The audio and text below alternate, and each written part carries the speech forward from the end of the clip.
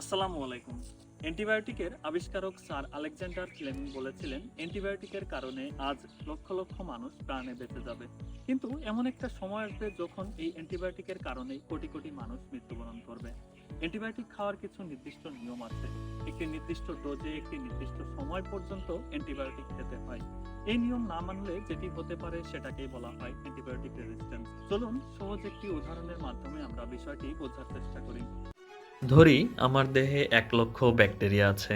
এগুলোকে মারার জন্য আমার ১০টা অ্যাম্ফিসিলিন খাওয়া দরকার। অ্যাম্ফিসিলিন এক প্রকার অ্যান্টিবায়োটিক। খেলাম আমি ৭টা, বাকি রাখলাম ৩টা।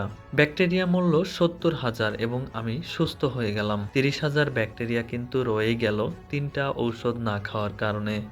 এগুলো শরীরে ঘাপটি মেরে বসে এক জটিল কাণ্ড করলো নিজেরা। তারা ভাবলো যেহেতু অ্যাম্ফিসিলিন দিয়ে আমাদের ৭০,০০০ ভাইকে হত্যা করা হয়েছে, অতএব আমাদেরকে অ্যাম্ফিসিলিন প্রুফ জ্যাকেট পরতে হবে এবার। প্ল্যান করে থেমে থাকে না এরা, বরং সত্যি জ্যাকেট তৈরি করে ফেলে এই ব্যাকটেরিয়াগুলো। এরা বাচ্চা-কাচ্চা পয়দা করে একই সময়ে বাচ্চাদেরকেও সেই জ্যাকেট পরিয়ে দেয়।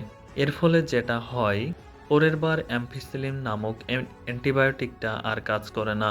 সবচেয়ে ভয়ঙ্কর বিষয় হচ্ছে, জ্যাকেট পরা ব্যাকটেরিয়াগুলো কেবল ওই ব্যক্তির শরীরেই বসে থাকে না, বরং হাঁচি-কাশি দেওয়ার মাধ্যমে ছড়িয়ে পড়ে পুরো এলাকায়।